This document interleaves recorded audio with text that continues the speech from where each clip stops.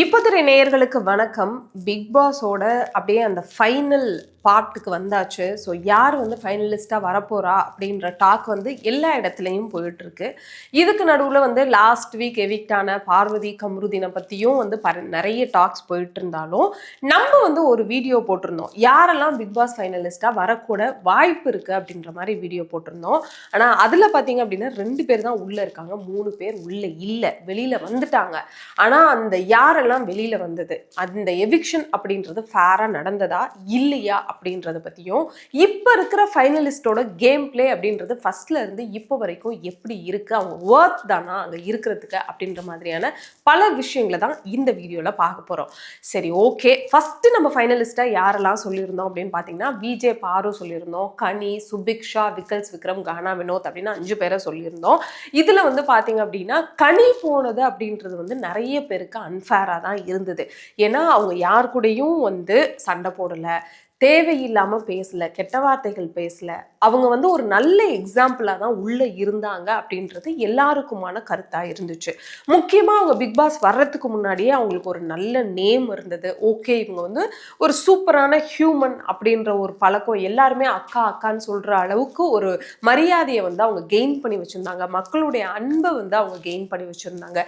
So அதனாலேயே அவங்களுக்கு ஒரு விஷயம் என்ன தோணுச்சு அப்படின்னா, மக்களோட சப்போர்ட் கண்டிப்பா நமக்கு இருக்கும் அப்படின்ற மாதிரி தான் இருந்தது. ஆனா கனி அவர்கள் போனதுக்கு என்ன காரணமா இருக்கும் அப்படின்னு சொல்லி யோசிக்கும் போது, அவங்களுக்கும் அந்த எஃப்ஜேக்குமான உறவை வந்து நிறைய பேர் தப்பா பேசினாங்க. அப்படின்றத தாண்டி அவங்க மேல குறை சொல்றது ஒண்ணுமே இல்லை. ஏன் அந்த ஸ்பேஸ் அவங்க கொடுத்தாங்க அப்படின்றது, அதுக்கும் அவங்க வெளியில வந்து இன்டர்வியூஸ்ல சொல்லிட்டாங்க. நான் வந்து என் தம்பி, என் குழந்தை மாதிரி, என் பையன் மாதிரி தான் அவனை நினைச்சேன். பட் அதை அவங்க தப்பா பேசுவாங்க, தப்பா நினைப்பாங்கன்னு கூட எனக்கு வந்து மைண்ட்ல இல்லை அப்படின்ற மாதிரி சொன்னாங்க. ஸோ அதெல்லாம் பார்க்கும்போது அவங்க எவ்வளவு இன்னசென்ட்டா இருக்காங்க அப்படின்ற மாதிரி தான் தோணுச்சு. ஏன் கனி அவர்கள் வெளியில வந்ததா அன்ஃபேர் அப்படின்னு நான் சொல்றேன் அப்படின்னா, ஒரு நல்ல எக்ஸாம்பிளா இருக்கக்கூடிய ஒருத்தவங்களை நம்ம வெளியில அனுப்பிச்சிருக்கோம் அப்படின்னா அதுக்கு காரணம் என்ன? நம்ம நல்லவங்களை வந்து பார்த்து பழகல, இல்ல நல்லவங்களை நம்ம அக்செப்ட் பண்ணிக்கலன்னு தானே அர்த்தம். ஒருவேளை மக்கள் நல்லவங்களை அக்செப்ட் பண்றாங்க அப்படின்னு வச்சுக்கிட்டோம்னா அவங்க வெளியில போனதுக்கு காரணம் யாரு? அந்த சேனல் தானே. இந்த மாதிரி பல ரகசியங்கள் உள்ள இருக்குங்க. அடுத்து பார்த்தோம்னா சுபிக்ஷா வந்து உள்ள வந்ததுக்கு அப்புறமே எந்த மீடியா பேக்ரவுண்டுமே இல்லை. அவங்க ஒரு யூடியூபர், நிறைய விஷயங்கள் அவங்களுடைய சமூகத்தை பத்தி அவங்களுடைய சேனல்ல போட்டுட்டு இருந்தாங்க. அப்படின்னாலும் ஒரு சாதாரண வீட்டு பொண்ணு, நம்ம பக்கத்து வீட்டு பொண்ணு பிக் பாஸ் உள்ள போயிருக்குடா அப்படின்ற ஒரு தாட் தான் எல்லாருக்குமே இருந்துச்சு. சுபிக்ஷா வயசுல அங்க இருக்கிற எல்லாரையும் காட்டிலும் சின்ன பொண்ணு அப்படின்னாலுமே அவங்களுடைய கருத்தை பயங்கர ஸ்ட்ராங்கா சொல்லிட்டு இருந்தாங்க. எந்த இடத்துல பேசணும், எந்த இடத்துல அமைதியாக இருக்கணும், எந்த இடத்துல ஃபைட் பண்ணணும், என்ன ஸ்ட்ராட்டஜி யூஸ் பண்ணணும் அப்படின்னு எல்லா விஷயங்களும் ரொம்ப பிளான் பண்ணிட்டு இருந்த ஒரு ஆள் தான் சுபிக்ஷா. அப்படி இருந்த ஒருத்தவங்க ஏன் வெளியில் போனாங்க? அதுக்கு காரணம் என்ன? அவ்வளோ நாட்கள் உள்ள வச்சிருந்த மக்கள் அந்த வீக்கில் ஏன் வெளியில் அனுப்புனாங்க அப்படின்ற ஒரு காரணமும் இருக்கு. ஸோ இவங்களுக்கு பேடாக உள்ள என்ன நடந்துச்சு அப்படின்னு சொல்லி பார்த்தோம்னா, விக்கல்ஸ் விக்ரம் கூட அவங்களோட ஷேடோவில் இவங்க இருந்தாங்க அப்படின்ற ஒரு விஷயம் நிறைய பேர்னால சொல்லப்பட்டுச்சு. ஆனால் சுபிக்ஷா அப்படிதான் விளையாண்டாங்களா அப்படின்னு நிறைய இடத்துல பார்த்தோம்னா, டாஸ்க்குன்னு வந்துச்சுன்னா எப்போவுமே அவங்க தனியாக தான் நிற்பாங்க, யார் கூடவும் சேர மாட்டாங்க அப்படின்றது தான். பட் உள்ளே இருக்கிறவங்களுக்கு நம்ம இப்போ வெளியில் இருக்கோம், ஃபோன் யூஸ் பண்ணுறோம், நமக்கு வந்து எமோஷனல் சப்போர்ட் கூட யாருமே தேவையில்லை, நம்மளுடைய டைமை வந்து நம்மளால பாஸ் பண்ணிக்க முடியும் அப்படின்ற நிறைய ஃபெசிலிட்டிஸ் இருக்குது. ஆனால் உள்ளே இருக்கிறவங்களுக்கு ஃபேமிலிகிட்ட பேச முடியாது, ஃப்ரெண்ட்ஸ் கிட்ட பேச முடியாது அப்படின்னு இருக்கவங்களுக்கு எமோஷனல் சப்போர்ட் கண்டிப்பாக தேவைப்படும் தான். அங்கே ஒவ்வொரு கண்டஸ்டண்ட்டுக்கும் ஒவ்வொருத்தவங்க எமோஷனல் சப்போர்ட்டில் இருந்தாங்க. அந்த மாதிரி தான் விக்கல்ஸ் விக்ரம் அவர்களும் சுபிக்ஷாவுக்கும் இருந்தாங்க அப்படின்னு சொல்லணும். ஆனால் சுபிக்ஷா அவர்கள் லாஸ்ட்டில் வந்து விக்கல்ஸ் விக்ரம்னாலேயே, அவரோட வேர்ட்னாலே வந்து ரொம்ப ஹர்ட் ஆகி அழும்போது அவங்க வந்து அந்த ட்ரெஸ்ஸிங் ரூமில் போய் அழுதாங்க. அங்கே வந்து விக்ரமும் உள்ளே போய் இருந்தார். ஸோ அந்த ஒரு விஷயம் மைனஸாக தோணி இருக்குமோ எல்லாருக்கும் அப்படின்ற ஒரு தாட் எனக்கு இருக்குது. பட் அவங்க வெளியில் போனதும் அன்ஃபேராக தான் எனக்கு தோணுது. அதே மாதிரி விஜே பாரு அவர்கள் வந்து நிறைய கண்டென்ட் கொடுக்குறாங்க, எல்லா ப்ரோமோலையும் வராங்க, நம்ம திரும்ப திரும்ப சொல்லிட்டு இருக்கோம், அதுதான் நடந்துட்டும் இருக்கு. ஸோ பாரு கண்டிப்பாக ஃபைனலிஸ்ட்ல ஒருத்தராக இருப்பாங்க அப்படின்னு எதிர்பார்த்த நிலையில தான் அவங்க அந்த லவ் கேம்குள்ள போனதுனால வார்த்தைகள் முட்டுச்சு. ஸோ அவங்களுடைய பிஹேவியர்ல நிறைய சேஞ்சஸ் வந்தது. பாரு அவர்களுக்கு ரெட் கார்டு கொடுக்கணும் அப்படின்னு சொன்னது விஜய் டிவிக்கு பயங்கர ஷாக்காக இருந்திருக்கும். காரணம் என்ன அப்படின்னா, விஜய் சேதுபதி அவர்கள் தான் தப்ப 2 பேரும் தான் சேர்ந்து பண்ணியிருக்காங்க, நிறைய விஷயத்துல பண்ணியிருக்காங்க. அப்படி இருக்கும்போது கம்ருதீனை மட்டும் நம்ம வெளில காமிச்சோம்னா மக்கள் கேள்வி கேட்க ஆரம்பிச்சிருவாங்க, அதனால பாருக்கும் சேர்த்து தான் கொடுக்கணும் அப்படின்னு அவர் சொன்னதுனால தான் 2 பேருக்குமே ரெட் கார்டு கொடுத்தாங்க அப்படின்னு சோஷியல் மீடியால பல பேரும் பேசிக்கிறாங்க. இன்னொரு முக்கியமான விஷயம் என்ன அப்படின்னா, விஜே பாரு வந்து ஃபர்ஸ்ட் வீக்ல இருந்தே எல்லாரும் எதிர்த்து பேசினாங்க அப்படின்றத ஆடியன்ஸ் எப்படி பார்த்துட்டு இருந்தோமோ அப்படிதானே பிக் பாஸும் விஜய் டிவியும் பார்த்துட்டு இருப்பாங்க. அப்போலாம் எச்சரிக்காத, அப்பெல்லாம் கண்டிக்காத பிக் பாஸும் சரி விஜய் டிவியும் சரி இப்போ மட்டும் எப்படி கொடுத்து வெளில அனுப்பிச்சிருவாங்க பாருங்களேன். ஆனா இதுக்கு பின்னாடிலாம் இருக்கிற பிளான் என்ன அப்படின்னா, பாரு பயங்கரமா ஸ்ட்ராங்கா பேசுறாங்க, கண்டென்ட் கொடுக்குறாங்க, அவங்கள திட்டுறதுக்காகவே எல்லாரும் பிக் பாஸை பார்க்குறாங்க, நம்ம ஷோ டெலிகாஸ்ட் ஆகுதுடா அப்படின்ற ஒரே ஒரு சுயநலம் மட்டும்தான், அந்த சேனலுக்கு இருக்கக்கூடிய அந்த சுயநலம் மட்டும்தான் பாருவை எந்த விதத்துலையுமே எந்த இடத்துலையுமே கண்டிக்காம வச்சிருந்துச்சு அப்படின்றது தான் உண்மை. சரி, பாரு அவர்கள் போனது அவங்களே எதிர்பார்க்காத ஒண்ணு அப்படின்ற மாதிரி விட்டாலும் மீதி நம்ம கெஸ் பண்ண 2 பேருமே உள்ள இருக்கிறாங்க. விக்கல்ஸ் விக்ரமும் சரி, கானா வினோத்தும் சரி. விக்கல்ஸ் விக்ரமோட கேம் அப்படின்றது ஃபர்ஸ்ட்ல இருந்து எப்படி இருந்துச்சு பார்த்தோம் அப்படின்னா, பயங்கர என்டர்டெய்னரா இருந்தாரு, ஆனா சைலண்டாவும் இருந்தாரு. அவருக்கும் எந்த இடத்துல பேசணும் எந்த இடத்துல பேசக்கூடாது அப்படின்ற விஷயம் நல்லாவே தெரிஞ்சிருந்துச்சு. டாஸ்க் அப்படின்னு ஒண்ணு வந்துருச்சு அப்படின்னா உள்ள இறங்கி எந்த அளவுக்கு நம்ம பெஸ்ட்டை கொடுக்கணும் அப்படின்றத தெரிஞ்ச ஒரு ஆளா விக்ரம் இருந்தாரு. இன்னொரு முக்கியமான காரணம் என்ன அப்படின்னா, அவர் மீடியாக்குள்ளே இருந்ததுனால நிறைய சீசன்ஸை அவர் பார்த்துருப்பாரு.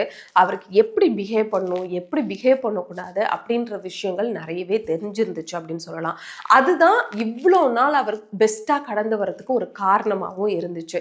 இதுக்கு முன்னாடி பிபி சீசன் 5ல பார்த்தீங்கன்னா ப்ரோமோலலாம் அவர் நடிச்சிருக்காரு. ஸோ ஒரு ஐடியா இருந்திருக்கும், பிக் பாஸ்னா அப்படி தான் இருக்கும், இப்படி தான் பிஹேவ் பண்ணக்கூடாதுன்னு சொல்லிட்டு. ஸோ அவரோட சேனல்ல நிறைய வீடியோஸ் போட்டிருந்தாங்க, எப்படி அந்த டீம் வந்து விக்கல்ஸ் விக்ரம ட்ரெயின் பண்ணாங்க பிக் பாஸ் வீட்டுக்குள்ள போறதுக்கு அப்படின்ற மாதிரி ஃபன்னியா நமக்கு காமிச்சிருந்தாங்க. ஃபன்னியாவே அவங்க இவ்வளோ விஷயம் பண்றாங்க அப்படின்னா சீரியஸா அவரை ட்ரெயின் பண்றதுக்கு என்னென்ன விஷயங்கள்லாம் பண்ணியிருப்பாங்க அப்படின்றது தான் ரொம்ப முக்கியமான ஒரு விஷயம். 90 நாட்கள்ல கடந்து விக்ரம் அவர்கள் உள்ள இருக்காங்க அப்படின்னா, கடைசியா அந்த கம்ருதீன் அந்த கார் டாஸ்க் வந்ததுக்கு அப்புறம் சாண்ட்ரா வெளியில விழுந்ததுக்கு அப்புறம் ரொம்பவே நிலை தடுமாறி போனாரு விக்ரம் அப்படின்னு தான் சொன்னோம். ஸோ அந்த கோபத்துல நிறைய கெட்ட வார்த்தைகள் பேசுறது அப்படின்ற மாதிரி கமருதீன் கிட்ட நிறைய விஷயங்கள் பேசினாரு. திவ்யாவுக்கும் விக்ரமுக்கும் வந்து நிறைய சண்டைகள் இருக்கு அப்படின்னாலும் ஓகே, எல்லார்கிட்டையுமே வந்து பிடிக்காத விஷயங்கள் இருக்கும், எல்லாருமே நம்மளை அக்செப்ட் பண்ணிப்பாங்க அப்படின்னு சொல்ல முடியாது அப்படின்றதுனால அதெல்லாம் வந்து நம்ம கடந்து போயிடலாம். பட் கமருதீன் கிட்ட அவர் நடந்துக்கிட்ட விஷயம், அந்த கோவத்துல அந்த விரக்தியில என்ன இப்படி பண்ணிட்டாங்க அப்படின்ற வெறுப்புல பேசின விஷயங்கள் எல்லாமே வந்து ரொம்பவே வந்து ஏன் இவ்வளோ பேசுறாரு அப்படின்ற மாதிரி இருந்துச்சு. பட் அந்த சுச்சுவேஷன்ல அவங்க எல்லாருமே அதை கடந்து போயிட்டாங்கன்னு தான் சொன்னோம். கம்ருதீனுமே விக்ரம் அவ்வளோ கெட்ட வார்த்தைகள் பேசியும் பண்ணியும் வந்து ரொம்ப சைலண்டா அவரை கன்வின்ஸ் பண்றதுக்கு அவரை சமாதானப்படுத்துறதுக்கு நிறைய விஷயங்களை பண்ணிட்டு இருந்தாரு. நம்ம ஆல்ரெடி சொல்லியிருக்கோம், கம்ருதீன் எப்பவுமே வந்து பெண்கள் கிட்ட தான் ரொம்ப அதிகமாக கோவப்படுவாரு, எதிர்த்து பேசுவாரு, கெட்ட வார்த்தைகள் பேசுவார், ஆண்கள் கிட்ட பேச மாட்டார். அதனால வந்து அவர் அப்படியே சைலண்டா கடந்து போயிட்டாரு. ஸோ விக்கல்ஸ் விக்ரமும் வந்து இப்போ ஃபைனலிஸ்ட்குள்ள நம்ம சொன்ன மாதிரியே வந்துட்டாங்க. அடுத்து கானா வினோத்தை பொறுத்த வரைக்கும் வந்து அவர் பயங்கர என்டர்டெய்னரா வந்திருக்கிறாரு. அவருக்கும் வந்து விஜய் டிவி கூட நிறைய உறவு இருந்துச்சு அப்படின்னு சொல்லலாம். காரணம் என்ன அப்படின்னா, நிறைய கானா பாடல்கள் எழுதி நிறைய ஷோஸ்ல அவரும் பெர்ஃபார்ம் பண்ணியிருக்கிறாரு. அப்படின்னாலுமே அவரோட பிஹேவியரே வந்து எல்லாரையும் என்டர்டெயின் பண்றது தான் அப்படின்ற மாதிரி இருக்கு. ஸோ நம்ம எதிர்பார்த்த மாதிரி கானா வினோத் அவர்கள் ஃபைனலிஸ்ட் உள்ள வந்துட்டாங்க. இன்னொரு மேல் கண்டஸ்டன்ட் யார் இருக்காரு அப்படின்னு சொல்லி பார்த்தீங்கன்னா சபரி தான் இருக்காரு. இவர் வந்து ஒரு விஜய் டிவி ப்ராடக்ட் அப்படின்னே சொல்லலாம். நிறைய சீரியல்ஸ்ல வந்து சபரி நடிச்சிருக்கிறாரு. ஆனா அவரோட கேம் பிளே ஃபர்ஸ்ட்ல இருந்து எப்படி இருந்துச்சு அப்படின்னு சொல்லி பார்த்தோம்னா, ரொம்ப சைலண்டா இருப்பாரு. பட் டாஸ்க் அப்படின்னு வந்துச்சுன்னா முன்னு நான் தான் ஃபர்ஸ்ட் பண்ணுவேன் அப்படின்ற அளவுக்கு இறங்கி விளையாடுறவர் ஒருத்தராக தான் இருந்தாரு. பட் வேற என்ன வந்து ஒரு பெர்ஃபார்ம் பண்ணாரு அப்படின்னு சொல்லி பார்த்தோம்னா, என்டர்டெயின் பண்றதுக்கு அவர் வந்து ஒண்ணுமே பண்ணல, போவாரு வருவாரு அப்படின்ற மாதிரி தான் இருந்துச்சு.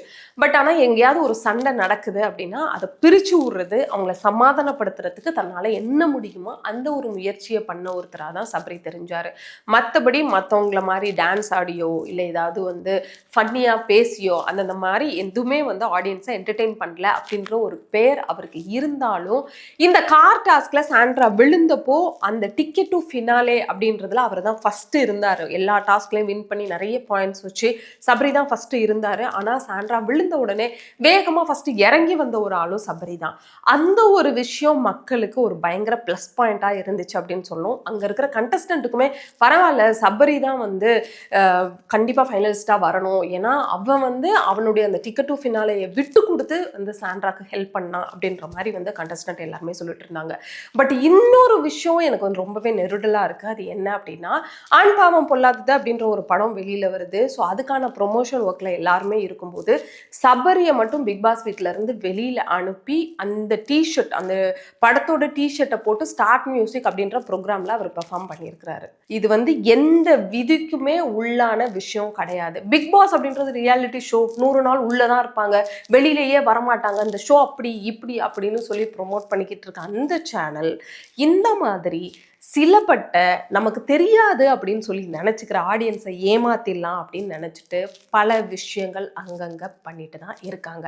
இப்போ மேல் கண்டஸ்டன்ட் பற்றியெல்லாம் பேசிட்டோம். அடுத்து ஃபீமேல் கண்டஸ்டன்ட்ல யாரெல்லாம் இருக்கா அப்படின்றது பார்த்தோம்னா, அரோரா இருக்காங்க. அரோரா அவர்கள் 60 நாளாக ஃபர்ஸ்ட் என்ன பண்ணிட்டு இருந்தாங்க அப்படின்றது உங்களுக்கும் தெரியும், எனக்கும் தெரியும். துஷார் அப்படின்ற ஒரே ஒரு கண்டஸ்டண்ட்டை மட்டும்தான் பேசிக்கிட்டே இருந்தாங்க. அதையும் மைக் எடுத்துட்டு பேசுவாங்க, 18+ கண்டென்ட்டாக பேசுவாங்க, இல்லை வந்து பிக் பாஸ்க்கு தெரியாது, ஆடியன்ஸ்க்கு கேட்காது அப்படின்ற மாதிரி பேசுவாங்க. இந்த ஒரு விஷயத்தை மட்டும் பண்ணிட்டு இருந்த அரோராவை எப்படி 60 நாட்கள் பிக் பாஸ் உள்ள வச்சிருந்தாங்க? ஃபர்ஸ்ட் அவங்க எப்படி எதுக்காக பிக் பாஸ் உள்ள வந்திருப்பாங்க அப்படின்னு சொல்லி பார்த்தீங்கன்னா, அவங்க எந்த மாதிரி கண்டென்ட் போடுறாங்க அப்படின்றது சோஷியல் மீடியாவில் இருக்க எல்லாருக்குமே தெரியும். அப்படிப்பட்ட ஒருத்தரை பிக் பாஸ் உள்ள விடுறாங்க, அந்த சேனல் உள்ள விடுறாங்க அப்படின்னாலே அவங்களுடைய அப்பியரன்ஸ்க்காகவும் அவங்க இந்த மாதிரி டாக்ஸ் கொடுப்பாங்க, இந்த மாதிரி ஏதாவது ஒரு கண்டென்ட் கொடுப்பாங்க அப்படின்றதெல்லாம் தெரிஞ்சதுனால தான் சேனல் அவங்கள உள்ள வச்சிருக்கிறாங்க. இருந்தாலும் என்னடா இவங்க கண்டென்ட் கொடுக்க மாட்டேங்கிறாங்க, அழகா விளையாண்டுட்டு இருந்த பிரவீன் எல்லாம் வெளில அமிச்சிட்டு சேனல் இவங்கள உள்ள வச்சிருக்காங்க அப்படின்னாலே இவங்களுடைய அப்பியரன்ஸ்க்காகவும் ஏதோ ஒரு விஷயம் கொடுப்பாங்கப்பா அப்படின்னு சொல்லி தான் வெயிட் பண்ணிட்டு இருந்தாங்க. ஆனா இப்போ அரோரா விளையாடுறது, கம்ருதீனை வந்து கேள்வி கேட்டது, எல்லா கண்டஸ்டன்ட்டையும் கேள்வி கேட்டது, அவங்களுக்குள்ள இருக்க நாலேஜ் அப்படின்றது கண்டிப்பா விஜய் டிவிக்கு ஒரு ஆச்சரியமா தான் இருந்திருக்கும். இந்த பொண்ணுகிட்டேருந்து நாங்க இதெல்லாம் எதிர்பார்க்கலையே, இதெல்லாம் பண்றாளே அப்படின்ற மாதிரி கூட இருக்கலாம். பட் அவங்களோட பிளே அப்படின்றது எல்லாருக்கும் பிக் பாஸ் 100 நாள்னா இந்த பொண்ணுக்கு மட்டும் 75வது நாள் தான் ஆரம்பிச்சிருக்கு பிக் பாஸ் அப்படின்ற மாதிரி தான் இந்த பொண்ணு விளையாண்டுட்டு இருக்கிறாங்க. ஸோ அடுத்து யாரு பிக் பாஸ்ல இருக்கிறா அப்படின்னு சொல்லி பார்த்தோம்னா, ஃபைனலிஸ்டா சாண்ட்ரா இருக்காங்க. சாண்ட்ரா வந்து எப்படி உள்ள வந்தாங்க, பிரஜனோட வைஃப் அப்படின்றதுனால உள்ள வந்தாங்க. 2 பேருமே விஜய் டிவி சீரியல்ஸ்ல முன்னாடி நடிச்சவங்க தான். ஒரு கப்பலா உள்ள வராங்க அப்படின்னப்போ பிரஜன் வெளியில போவாரா இல்லையா அப்படின்னு நிறைய பேர் வந்து அந்த டைம்ல பிரஜன் போறதுக்கு முன்னாடி பேசிட்டு இருந்தாங்க இல்லையா. அப்ப எல்லாரும் என்ன சொன்னாங்கன்னா, பிரஜன் சீக்கிரம் வெளில போயிட்டோம், சாண்ட்ரா செம்மையா விளையாடுவாங்க அப்படின்ற மாதிரி சொல்லிட்டு இருந்தாங்க. ஆனா இப்ப இருக்கிற நிலைமைய பார்த்தா இந்த அம்மாவை முன்னாடி அமைச்சிருக்கலாம் போல, அவர் இருந்தா கூட கொஞ்சம் நல்லா விளையாண்டுருப்பாரு அப்படின்ற அளவுக்கு பிரஜன் போனதுக்கு அப்புறமும் சரி, நடுவில் ஒரு 1 வீக் எல்லாருக்கிட்டே சிரிச்சு பேசிட்டு இருந்தாங்க. அதுக்கப்புறம் அழ ஆரம்பிச்சவங்க தான் அழுதுட்டு இருக்காங்க, அழுதுகிட்டே இருக்காங்க. நீ அழுறத பாக்குறதுக்காகமா நாங்க பிக் பாஸ் 24/7 நாங்க பாக்குறோம் அப்படின்ற அளவுக்கு ஆடியன்ஸ் எல்லாருமே கடுப்பா தான் இருக்காங்க அப்படின்னு சொல்லணும். சாண்ட்ரா அவர்கள் அந்த கார்டாஸ்க்ல விழுந்தது எல்லாரையுமே ரொம்ப கஷ்டப்படுத்துனுச்சு. அவங்களுக்கு இந்த மாதிரி நடந்திருக்க கூடாது அப்படின்னு சொல்லி நிறைய பேர் பேசினாங்க. ஆனா அதுக்கப்புறம் ஒரு விஷயம் பண்ணாங்க இல்லையா, அது டிராமாவா இல்ல ட்ராமாவா அப்படின்ற அளவுக்கு பிரவீனே கலாய்க்கிற அளவுக்கு தான் அவங்களுடைய பிஹேவியர் எல்லாமே இருந்தது.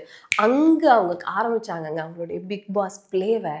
அப்படியே அங்க படுத்திருப்பாங்க, கம்ருதீன் இங்க வந்தோன்னு எந்திரிச்சு ஓடுவாங்க பாருங்க, பார்வதியை பார்த்தோன்னு ஒரு ஓட்டம் ஓடுனாங்க பாருங்க, வேற லெவல்.